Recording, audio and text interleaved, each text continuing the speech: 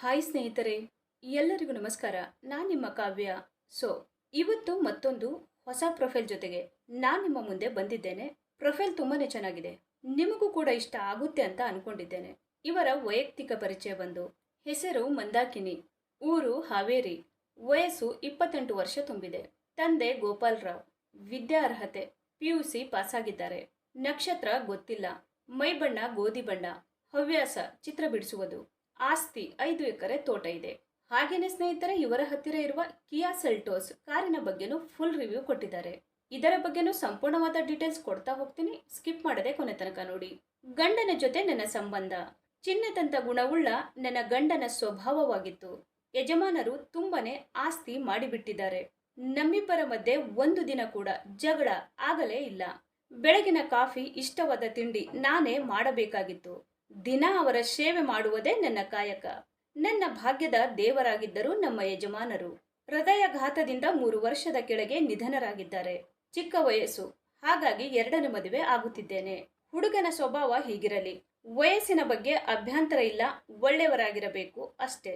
ಹೆಣ್ಣನ್ನ ಗೌರವಿಸುವ ಮನೋಭಾವ ಹೊಂದಿರಬೇಕು. ಹಣದ ಮೇಲೆ ಅಥವಾ ಆಸ್ತಿಯ ಮೇಲೆ ವ್ಯಾಮೋಹ ಇಡಕೂಡದು. ಕೆಟ್ಟ ಚಟಗಳಿಂದ ತುಂಬಾನೇ ದೂರವಾಗಿ ಇರಬೇಕು. ಒಳ್ಳೆಯ ಆರೋಗ್ಯವಂತ ಹಾಗೆ ಗುಣವಂತ ಇರಬೇಕು. ಒಬ್ಬನೇ ಮಗನು, ಅವನಿಗೆ ತಂದೆಯ ಸ್ಥಾನ ನೀಡಬೇಕು. ನನ್ನ ಬದುಕಿಗೆ ಒಳ್ಳೆಯ ಸ್ನೇಹಿತನಾಗಿ ಇರಬೇಕು. ಓಕೆನಾ? ನನ್ನ ವಿಚಾರ ನಿಮಗೆ ಇಷ್ಟ ಆದಲ್ಲಿ ಕಮೆಂಟ್ ಮಾಡಿ ತಿಳಿಸಿ.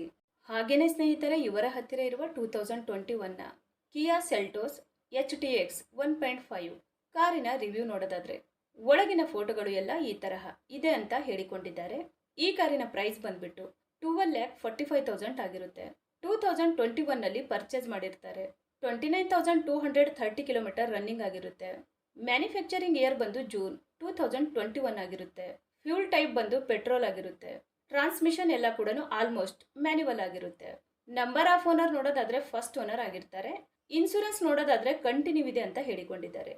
ಸ್ನೇಹಿತರೆ, ಈ ಕಾರಿನ ಒಳಗಡೆ ಸೀಟ್ ಎಲ್ಲ ಈ ತರಹ ಇದೆ ಅಂತ ಹೇಳಿ ಮಾಹಿತಿಯನ್ನ ಸ್ಪಷ್ಟವಾಗಿ ತಿಳಿಸಿಕೊಟ್ಟಿದ್ದಾರೆ. ಹಾಗೇನೆ ಸ್ನೇಹಿತರೆ, ಇಂಜಿನ್ ಮತ್ತು ಟ್ರಾನ್ಸ್ಮಿಷನ್ ನೋಡೋದಾದ್ರೆ, ಇಂಜಿನ್ ಬಂದು 1497 cc ಇದೆ ಮತ್ತು 4 ಸಿಲಿಂಡರ್ಸ್ DOHC ಆಗಿರುತ್ತೆ ಅಂತಾನು ಹೇಳಿಕೊಂಡಿದ್ದಾರೆ. ಮತ್ತೆ ಇಂಜಿನ್ ಟೈಪ್ ಬಂದು G1.5 ಪೆಟ್ರೋಲ್ ಇಂಜಿನ್ ಆಗಿರುತ್ತೆ ಅಂತಾನು ಹೇಳಿದ್ದಾರೆ. ಹಾಗೇನೆ ಮ್ಯಾಕ್ಸಿಮಮ್ ಪವರ್ ನೋಡೋದಾದ್ರೆ 113 BHP ಮತ್ತೆ RPM ಬಂದು 6300 ಅಂತಾನು ಹೇಳಿಕೊಂಡಿದ್ದಾರೆ.